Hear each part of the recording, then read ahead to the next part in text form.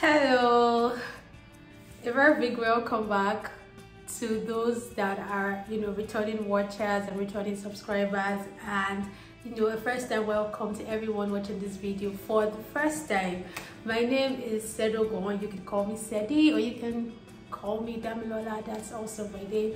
Welcome to my channel, Sedi's Diary, where I talk about living and thriving and everything in between living and thriving. A very big welcome back.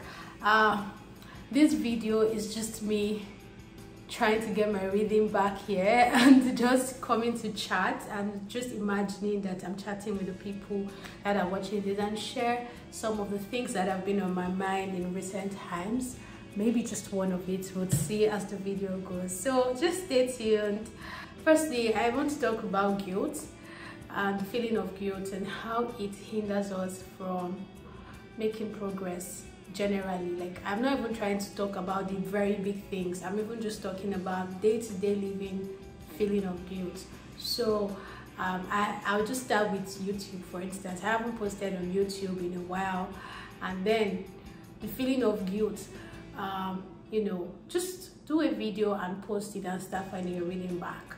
But when you start feeling guilty about some things, you start to overthink, but what, maybe I'm not meant to do this, maybe I need to find something else. Just the feeling of guilt just overwhelms you and sometimes hinders you from actually just moving on to the next step. Like, what's the worst that would happen if you move on to the next step and you take a next step? So bringing this home and making it practical.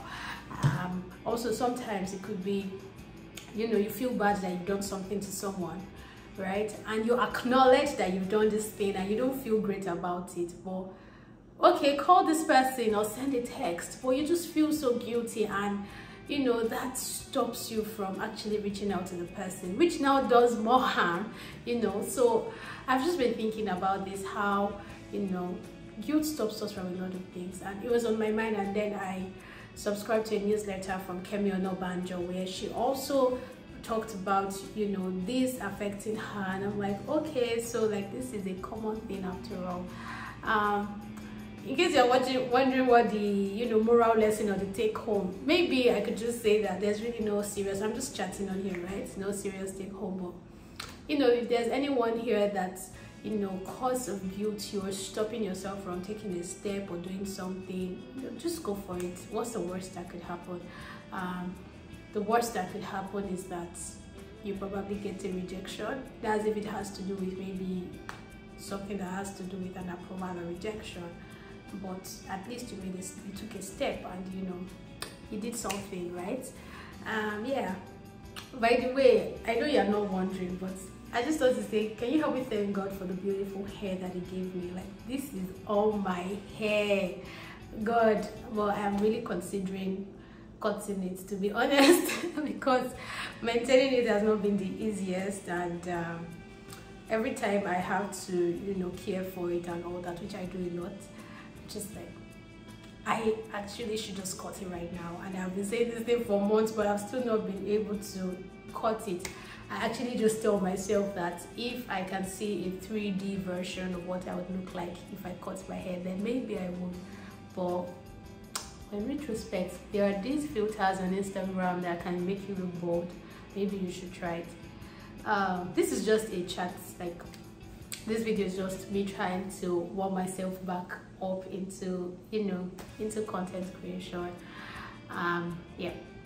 So, but for someone who has been on low cuts for a lot of her life, I'm now wondering why I'm forming up. I need to see a 3D version first, because I was on low cut till SS1. I don't know what that is in diaspora. I don't know, but senior high school. So I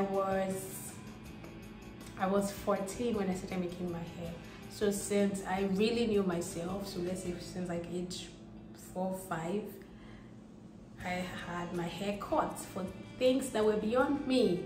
Actions taken by my elder siblings. I bought the fruits, or what did they call it? I didn't sow the seed where I was part of those that carried the harvest of the seeds that they sowed.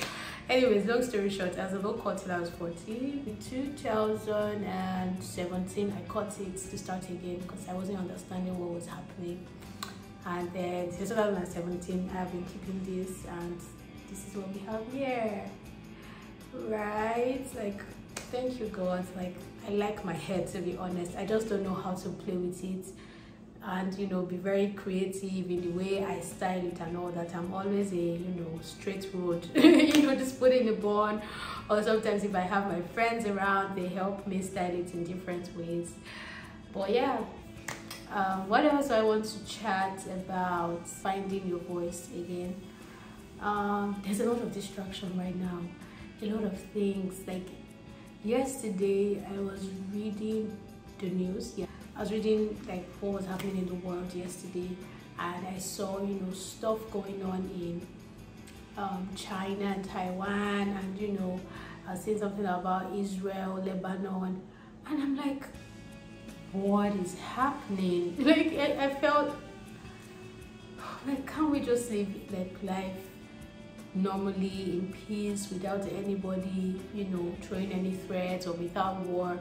But that is not going to happen, sadly, you know, because even these things are also fulfillment of scriptures, you know, but we'll still continue to pray for peace. So when I say finding your voice, what do I mean? Instead of focusing on the things that are happening, because these things will not end. Guess what? They will not end. Things would always happen. That is even on a large scale. If you bring it home, like closer to you, wherever you are, there are things that will always happen. So if you want to be distracted, there are 1,001 ways you can be distracted, and in that way you lose your voice, because anywhere there is a new happening, that's where you face. Anywhere there's a new happening, that's where you face.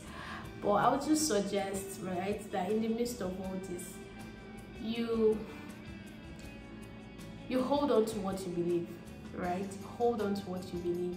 I am a Christian, and so I believe strongly what God says, you know, like despite what is happening all around me, I believe the promises of God towards me. 1, 2, and because of that, I wouldn't let those things overwhelm me or make me sad, such that I am not now living life to my full potential because I'm sad about what's happening in the world. Yes, don't get me wrong, I am concerned.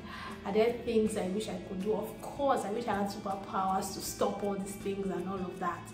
But I'm not just going to let that, you know, drown me and silence me, you know, and not let me live to my full potential, you know.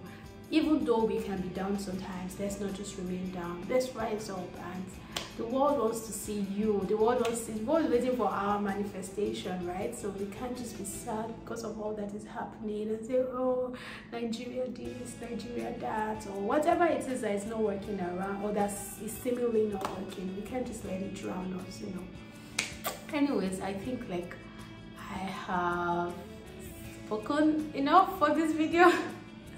This was just a chat, so I just imagined us chatting with you, and yeah, thank you for listening to me. If you listen to this point, oh my goodness, thank you. But that's it. Is there anything, you know, your thoughts about any of the things I spoke about? Please just let me know in the comment section below. And before you go, just subscribe and like, and I'll just say thank you to everyone that gets to see this video. Alrighty, bye. See you in the next video.